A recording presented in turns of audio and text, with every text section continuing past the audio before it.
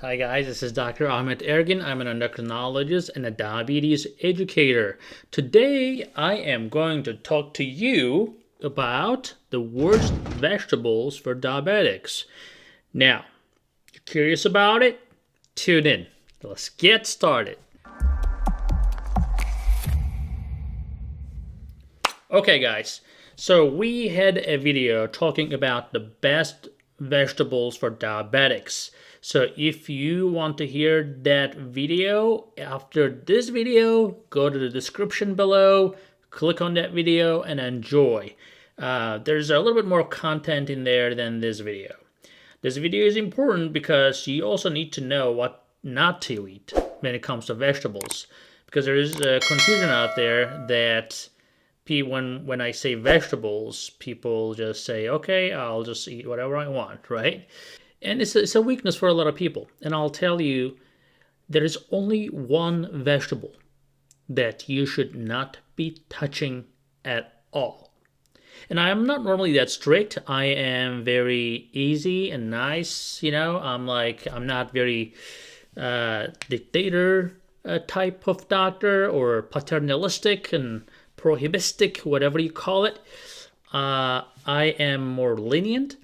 But when it comes to potato, it just pisses me off.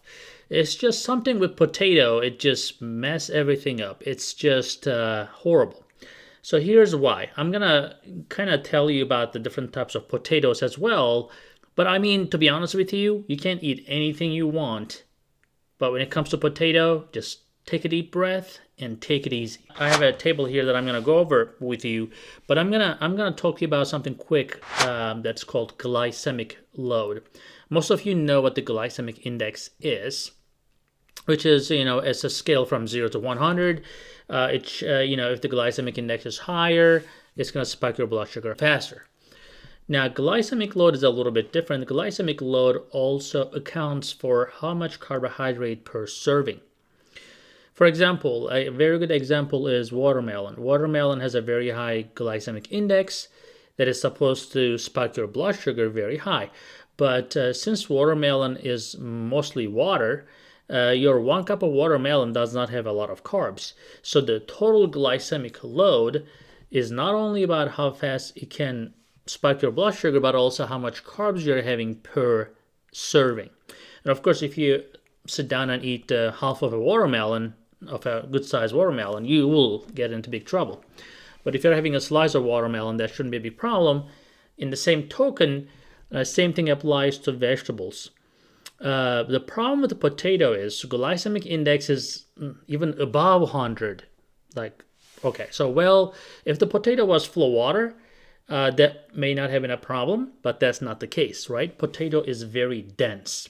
If something looks very dense to you, stay away from it, especially bakery, but potato is also a very dense vegetable. Now, the different types of potatoes, as I said, so for example, if I'm looking at here, baked russet potato, a lot of people love baked potato, right?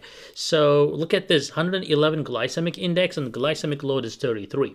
Now, to give you a good understanding, you want to also, if you're Googling something and you're looking at the glycemic index, you want to stay below 55 on the glycemic index. But let's say glycemic index is high, but you're curious about glycemic load because you may think that you're not going to have too much of it. You're going to have a small portion, or one serving does not have a lot of carbohydrates.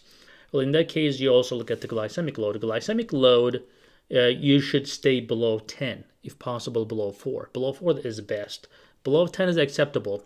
10 to 20 is going to put you in trouble. More than 20 is going to put you in huge trouble. Okay? So we are looking at baked russet potato. The glycemic load, if you just remember what I just said, above 20 is going to put you in big trouble. Glycemic load of this baked russet potato is 33. 33. There's no way you can control your diabetes by eating baked potato. Unless you go for a marathon, be my guest. You go for a run after eating potato, I'm okay with that. But how many of you go for a long walk or a run after eating potato?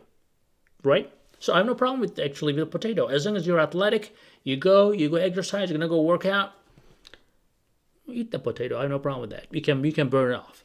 But in this case, if you're gonna sit down, you will have a problem.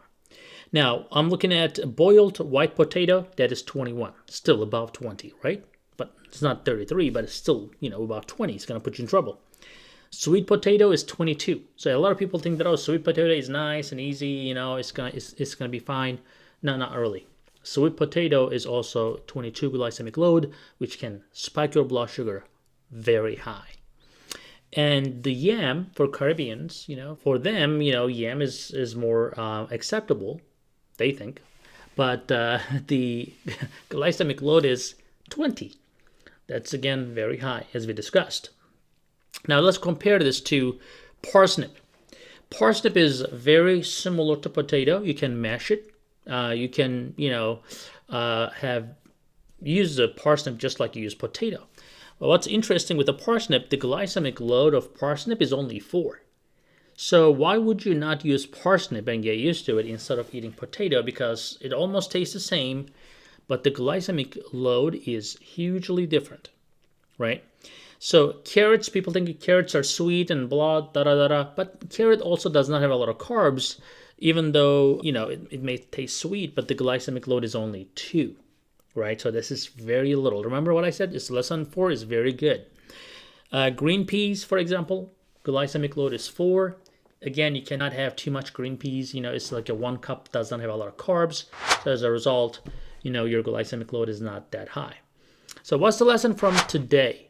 The lesson is that you should not have any sort of potato. And if you really crave potato, you should go for parsnip. All right, guys. So I hope that helped you, and I hope you benefited from this video. Make sure to give a thumbs up. Make sure you subscribe and share with family and friends.